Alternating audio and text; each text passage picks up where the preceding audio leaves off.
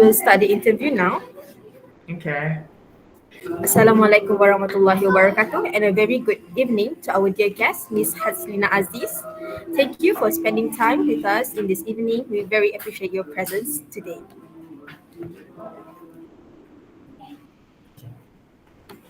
Okay, well, for starters, can you tell us a bit about your academic background or how you got into your current job? Okay. All right. Okay. My background. I did my TESOL matriculation in university at that time. It was University Pertanian Malaysia.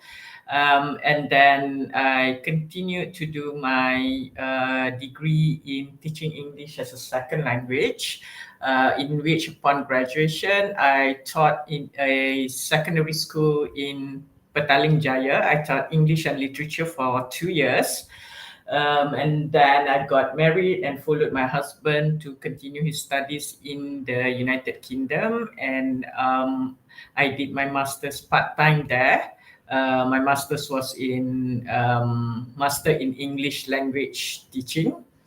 And after that, upon graduation, after 5 years in the UK, then we returned to Malaysia. So I was at the I mean, I can go back to teaching anytime, but because when I did my master's, it was not something that, with the government's permission, I mean, they did not sponsor the masters, so they wouldn't recognize the degree in terms of salary. So I decided that, to try other forms of, other jobs. And at that time, New Straits Times had um, an advertisement to look for a newspaper in education programs. I'm not sure whether you have heard of it. So it's basically using the newspaper, the New Straits Times, to promote the learning of teaching in English in schools. So I tried that and got a job. And from there, I was in New Straits Times for 20 years. So it started as a program coordinator.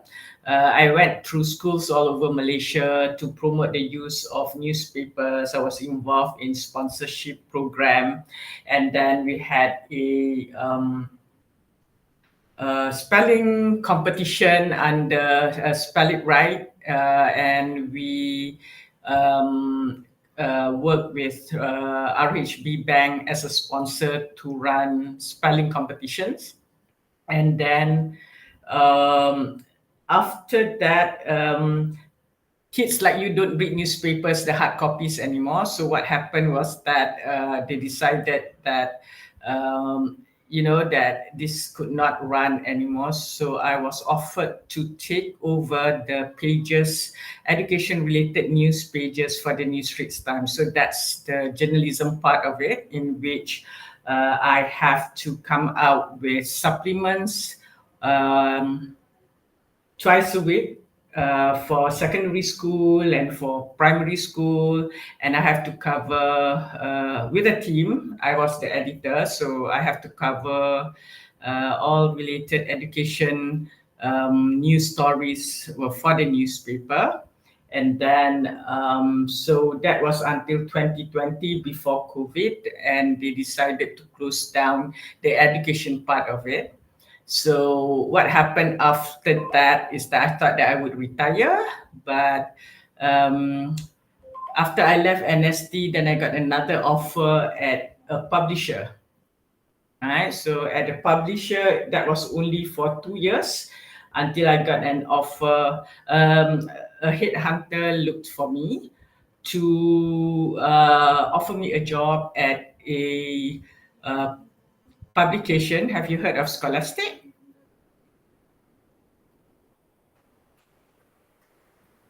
You're on mute.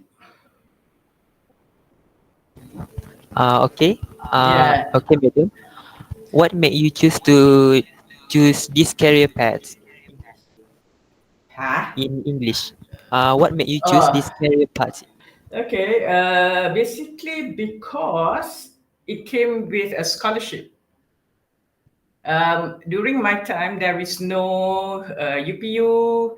Um, it's like something like UPU, I think, but I was supposed to go to Canada to continue. So that was the only reason why, the only way for me if I want to study overseas. So it was not really something that I would want to do. I wanted to do accountancy, but at that time the economy was not good, so a lot of people were out of jobs. So my mom told me that if I am a teacher, I will always get a job anytime, anywhere. So it's always even whatever happened in the economy, everybody, I mean, you still need to teach, right? You still need to be a teacher. So yeah. Yeah, and Excuse me, madam. So while working, right, there must be like some challenges while you were working in a new environment. So I want to ask, how do you cope with this situation, or is there a quote or saying that inspires you or help keep going when life get tough? I would say that in any challenges, challenges makes you stronger. If everything is straightforward, something is not right, right? So when you face with challenges, it is very, very important to face it and find solutions to solve the problems or whatever the challenges is.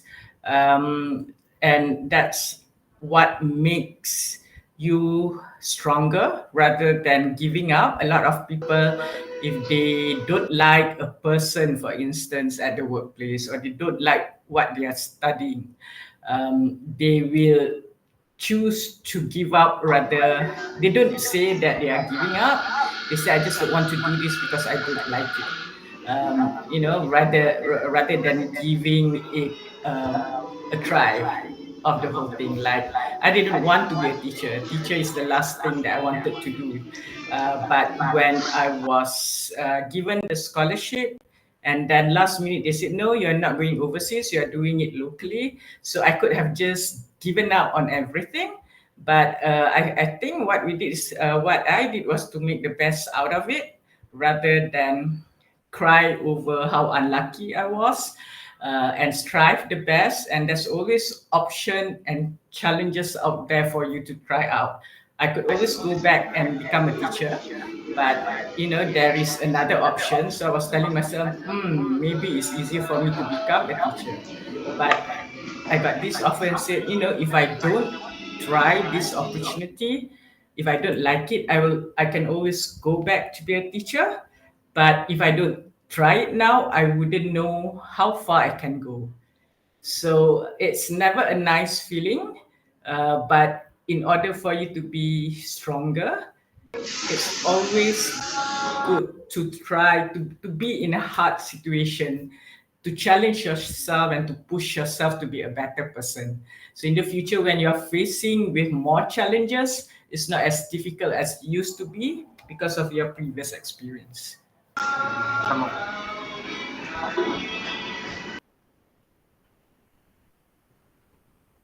Afrina pula kena tanya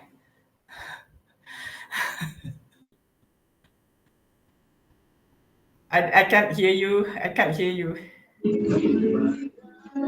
Next, madam, I would like to ask, the word senior manager itself holds a lot of responsibilities, right? Can you Yeah. tell us more about your position? Like, what are your responsibilities of? Thank you. Okay. All right. So currently, after I left the newspaper company, currently I'm working with a book publisher, which is based in the United States. But we publish books, English books for Asia region. Asia region means Southeast Asia, Korea, China, and India, right? So I have to make sure that there are books that will fit the China market or the Korea market, because they are really into learning English. So they really want to learn English. So a lot of English books are something that there is market of it in these countries.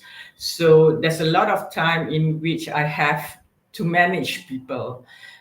So I have to manage my own team in Malaysia. I have a staff in Beijing.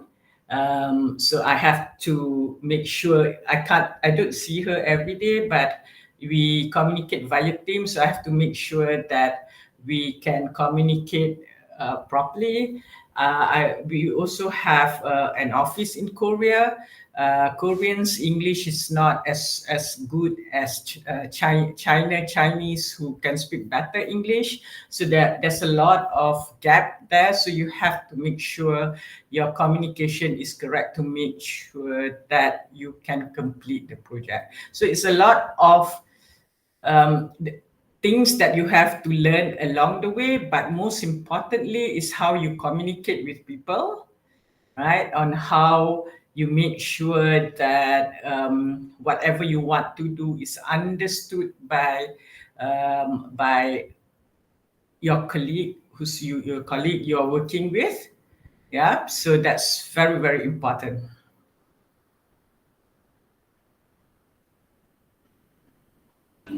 Okay, thank you. So, since you have said before, you've worked in different countries. Can you tell us more about the working environment in different countries? Like, what's the difference between working here in Malaysia and other countries? What's the difference between working here and working in with people outside Malaysia? Is that your question? Right? Yeah. Yeah. So in Malaysia, I think it's you can use different languages. It's either you can speak in BM, you can mix BM and English, as long as you get your communication across. I think with other countries, it's sometimes some of them speak very good English, so that's not a problem.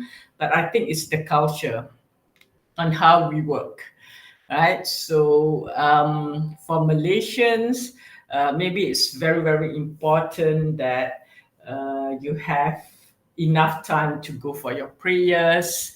You have, you understand a lot. I mean, you don't have to explain about that. Like for during fasting month, you go back early. So there's a lot of giving and take when we work with others too. Like if you not that they stop you for going for prayers, but you have to inform them, look, I have to spend 15 minutes, I need to do my prayers. Or when you work with them, also sometimes the culture is different. Like the Koreans are very strict when they promise a client and there is any mistakes, any errors of the project, they will really have to go and see the customers. If you watch K-drama, they have to bow so many times to apologize. So they take seriously, they don't want us to make mistake because they have to go and face the client. So we have to understand that to make sure that it's all error free. Right? For China, they are different. They are very fussy about for instance, like the flags, their flags, bendera. Yeah, so we cannot just or we have to respect the other parts of China, like Taiwan and Hong Kong.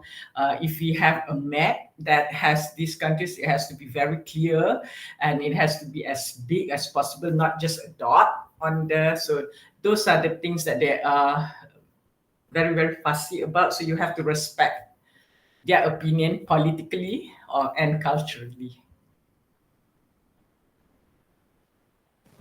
Okay, madam, thank you for dengar. Okay, thank you for all of that.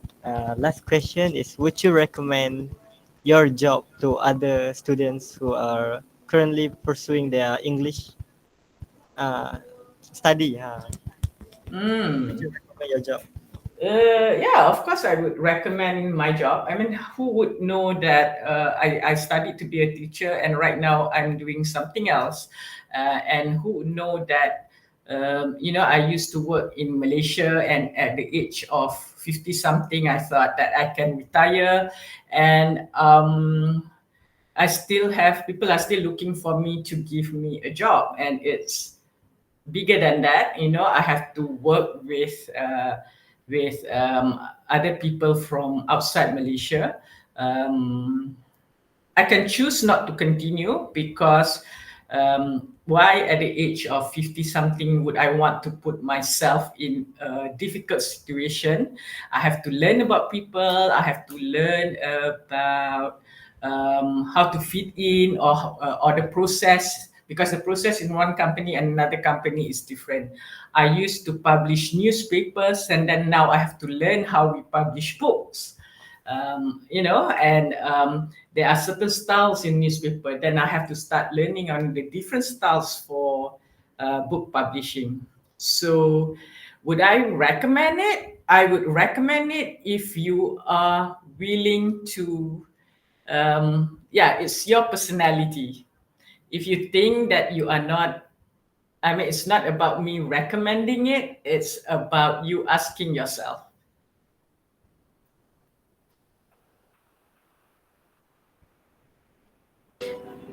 Okay, so I guess that's all for our interview for tonight. I would like to say a very thank you for spending this humbling evening with us today. I hope you have a very great future with your own career, and I do wish you the best